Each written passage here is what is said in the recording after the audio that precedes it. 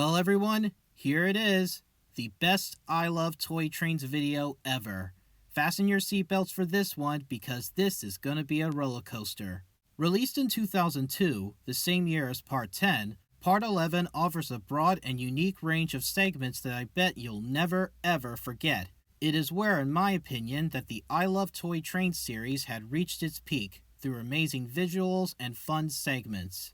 We get to see most, if not all, the New York Central streamlined steam locomotives from the 1930s. They talked about streamliners before back in Part 7, but the topic is kinda loose, and it was just talking about streamliners in general rather than going into detail about them from each railroad. But here, they get to talk about streamliners from one specific railroad, and that is none other than the New York Central, best known for designing some of the most amazing streamlined steam locomotives to be ever built, like the Commodore Vanderbilt or Dreyfuss Hudson, that both had the 20th Century Limited train, traveling from New York to Chicago and back.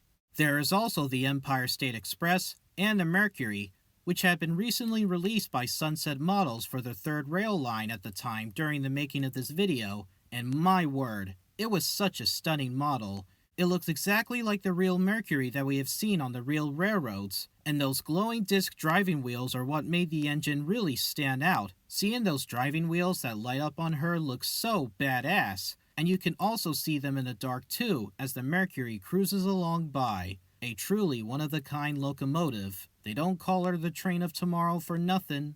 And I love that New York Central song by James Coffey called Ghosts of the Rails. And since Streamliners from Part 7, this song would really take your breath away to see those mighty steam-powered giants rumbling on the rails, hauling some luxurious passenger trains during the glory days when steam engines had peaked. All of these four handsome and modern-looking New York Central streamliners are impressive to see.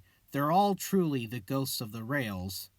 I also love the slot car races in this video. I love how Jeff had built up his energy to sound excited over some of the slot cars racing like he was a commentator in NASCAR. He sounded like he's having fun in there. Here we are, ladies and gentlemen, at the Grand Prix Raceway. It's a beautiful day and the track is fast. Ooh, there's a spin out over on curve number 2. Ooh, another one on the far turn. Watch out. Oh, just missed. That will cost him the lead. One more lap till the checker flag. One lap to go. This is the most exciting finish I've ever seen. And the winner is... There's a lot of action on the racetrack. Look at all this. It was wild, with all the spinouts and crashes on every curve of the track that go boom, bang, and skid. This was fucking awesome. And Jeff was just feeling it here. I mean, he sounded like he's having a lot of fun. He sounded quite energetic in this segment. And I had never heard Jeff feeling this excited since I listened to Michael Angelis' narration from Thomas and the Jet Engine. It has given me that sort of vibe to this scene. Oh boy! And whenever car number 9 had crossed the finish line and had won the race, the car shakes and bounces around because of its engine sputtering. I think it looks like the car was squirming around and being goofy. There's also a quick segment where we learn about how railroads merge with one another. The most notable examples with the BNSF Railroad. The Chicago, Burlington, Quincy, Northern Pacific, and Great Northern merged together to become the Burlington Northern. And then over 20 years later, they merged with the Santa Fe.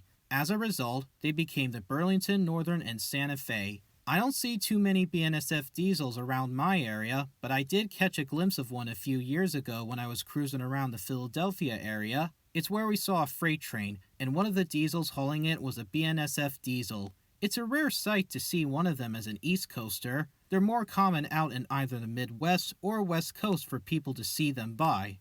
Vinny returns in this video, and this time, they really amped him up in here. His idea is that he can play with trains while he was blindfolded. Yeah, he was crazy to do that, and this scene used to frighten me as a child. Not only because of Vinny talking, but because it was my personal introduction to Vinny in the I Love Toy Train series before I see him in Part 9. I bought Part 11 on VHS at the SEPTA Station gift shop before, and when I see Vinny on the screen, I'll tell you, man, he looks rather freaky as f from my first impression. And you can see Vinny spinning his head around again like he is in The Exorcist. This is great. Oh, wee-hee, wee-hee. What great fun.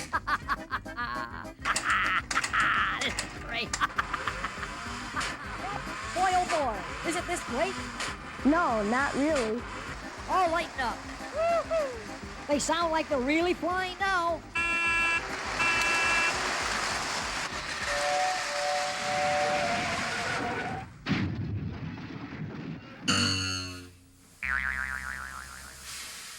How'd I do?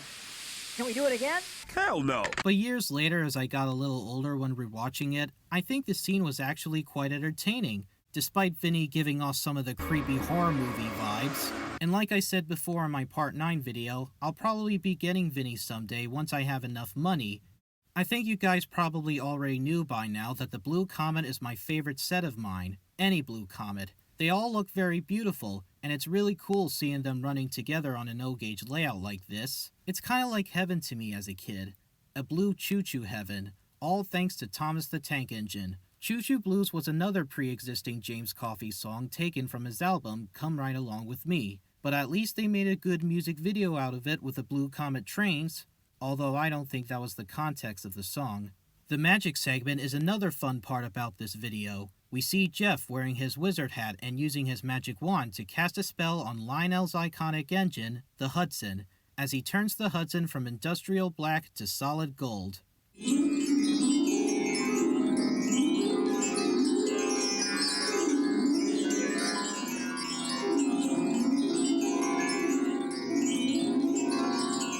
And I'm sorry to reveal his secret, but technically it was the slow fade-in transition from the Lionel 5340 Hudson to Lionel's 100th anniversary model of the Hudson that is made 2 years ago.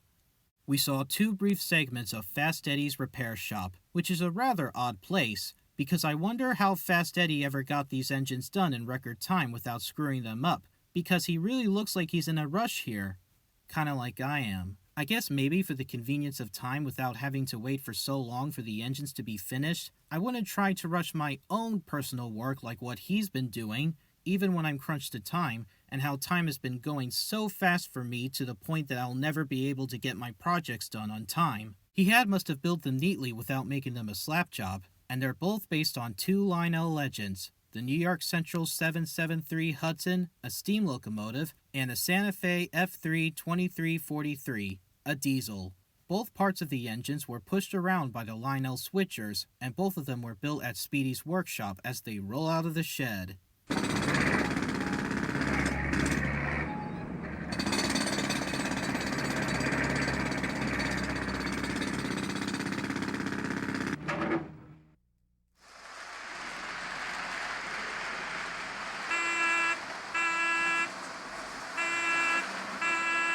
I also like the Aquarium segment, where we get to see some footage of the sea creatures at the Aquarium in Maui, Hawaii, the same vacation spot as where they filmed the sugarcane train last summer. In both segments, we see Steve Scholl's layout and his swing bridge. The swing bridge had turned out into the wrong direction for a train coming and had missed both trains as they were approaching towards it, causing a serious disaster. We see both the UP Alco Diesel and the UP Challenger falling in the water. This looks really scary to see on his layout, even for toy train standards. If this were a real-life situation, then it would be really serious and extreme, especially with that UP Challenger sinking into the water as it fell into it, and then a ship was sailing towards it, heading in for a crash, and then capsized into the water.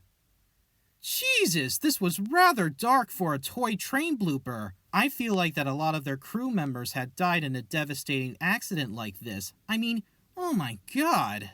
Really scary situation. The accident could have all been prevented if the control tower stopped screwing around by going in circles like idiots. And we get to yet another Toy Train Hall of Fame segment, and it talks about the Postwar era. Jeff's list for the first 5 inductees include the Santa Fe Switcher, the FM Trainmaster, the GG1 Congressional Set, the 773 Hudson, and of course, the Santa Fe F3. The most popular toy train by Lionel. Once again, I'll be showing you guys my personal first 5 inductees into the All-American O-Gauge Postwar Hall of Fame. So here we go, once again. Let's dive into my list, shall we? Number 5, the Congressional Set. It may sound controversial since I put it up high on the list, but the reason why I put it up there is because it's only based on my opinions. But still, the Congressional Set was really neat. It was cataloged in 1955 by Lionel, and it comes with a GG1 and some aluminum passenger cars. I love that maroon paint job with the gold stripes and lettering on the GG1, and so does the maroon stripes on the silver aluminum passenger cars. Number 4. The FMH2466 Type Diesel, also known as the Trainmaster. Well, looks like I had made the same pick as Jeff's by putting it as my number 4. Coincidence? I suppose so. The name of the diesel may sound a bit like an internet username to some of you people, but it's actually a real name for this engine. Apparently, the FM Trainmaster became one of the rarest engines in the Postwar line. I don't know how rare it could possibly be, but maybe you could get one online these days, like on eBay or other websites where you can buy some toy trains at. I don't know. Anyway, the FM Trainmasters are really cool. They're like the Americanized versions of the BR Class 28 diesels like Boco. That might be just me though, and both come in splendid colors with the blue and orangey red of the Jersey Central and the blue and yellow colors of the Virginian Railway. Number 3. The 040 Switchers. You might be surprised how I put some dinky Lionel Switchers up a little higher on my list, higher than some popular and impressive sets like the Congressional set. Well, I'll tell you why, because their designs are cool, and they're another one of these Lionel engines that would look convincing as real-life engines. The 040 Switchers were made in 1948, and they were one of my favorite post-war engines because of their monkey motion side rod valve gear, and made that nice bell tolling noise from the tender as they scurried along the tracks like little mice. Those engines intrigued me ever since I saw one of them in this video. Number 2. The classic Santa Fe F3, the star attraction of Lionel trains. Painted in the lovely colors of red, yellow, and silver, the Santa Fe had been issued in the Lionel catalogs for 18 years, and it was a popular seller among hobby model consumers. It comes with a set of silver aluminum streamlined passenger cars. It was Lionel's most popular train, and it was the train that many people wanted to have on their layouts or around their Christmas trees. Whenever they think of Lionel, the first thing that comes to their head was the famous Santa Fe F3. And now for number 1. Drum roll, please. The 773 Hudson. Let's face it, you can never go wrong with the New York Central's Hudson. Even though that the real ones were all scrapped and none of them were preserved, you could always get one from Lionel no matter what, because they had made a ton of them over the last 120 years. The Hudson is yet another star attraction of the Lionel catalogs before World War II and years before the Santa Fe F3. Lionel had made another Hudson in 1950 that is numbered 773 as part of their 50th anniversary. The Hudson comes with magnet traction and smoke. They also remade the 773 Hudson in 2000 for the Century Club line as part of their 100th anniversary. Both versions of the models were wonderful, but I have to admit, I like the newer version better, with the more scaled detail and the font on both the cab and tender. And that, my friends, are the first 5 inductees into the All-American O-Gauge Post-War Hall of Fame. And for the last time, too, because in further installments, this series is not going to do any more Toy Train Hall of Fame countdowns, if not ever, not even the modern era of Lionel, so it'll be enough. Once again, leave a comment down below, and tell me what were your picks for the first 5 inductees from the post-war era are. I would like to hear one of them. We now get to the part that'll have you on the edge of your seat.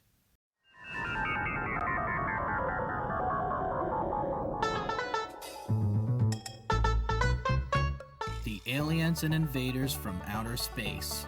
This is my favorite segment from I Love Toy Trains 11, if not my most favorite segment of all in the video. It's another crazy idea that TM had done to the toy train since the dinosaur segment from part 4. We see some invaders from outer space visiting a railway yard. And hell is about to break loose here, baby! The song that's been playing in this video is called Take Me to Your Leader by, once again, James Coffey. I like this song a lot because it was bouncy and catchy, and I do like hearing that banjo playing throughout the song. It reminds me of the aliens invading some kind of farm or some kind of home in the middle of nowhere, like how I've seen it in a couple of mysteriously eerie alien movies, TV episodes, or shorts. It really fits the tone for this song.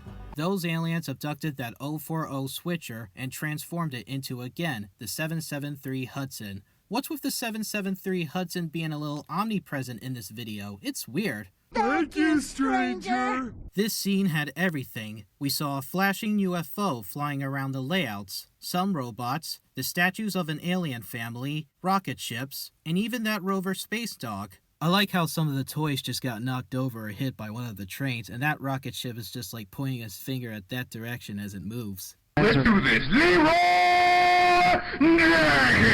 Most of the toys were manufactured by Schilling during the late 90s. The Alien family figures were sculpted by Suzanne Fraser, and of course, this battery-operated bump-and-go flying saucer toy is manufactured by Rocket USA. It was the Mars Explorer bump-and-go flying saucer toy that they use in this video, as shown here.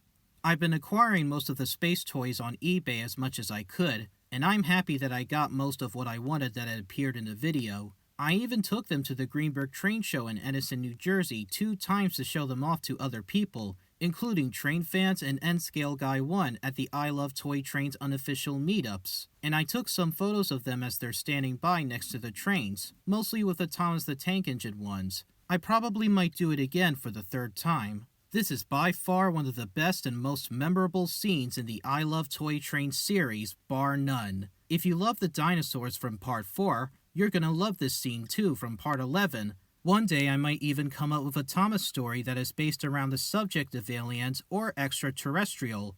Of course, I'm not the first person who's gonna make it up. I think this goes without saying that Part 11 is really such a thrill to watch. This video is insane.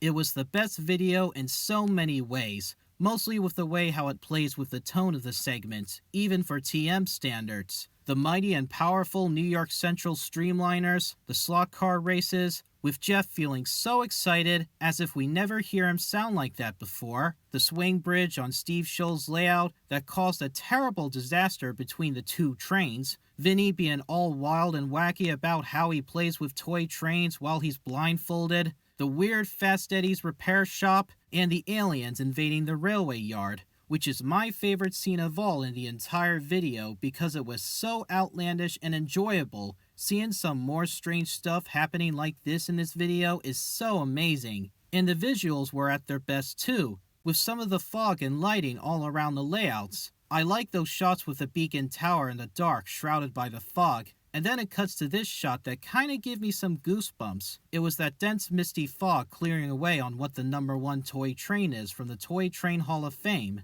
And as we all know, it was the Santa Fe F3, Lionel's best-selling engine. Part 11 sure put quite a spin on the standard I Love Toy Trains formula and delivered it with a bang, while still having some educational segments about toy trains or railroads in between. And that's why I consider it to be the best video that this series has to offer. It really feels like the I Love Toy Train series had reached its peak by going all out and showing what they could do to impress everyone who's been watching their videos. If you haven't seen Part 11, I highly recommend it.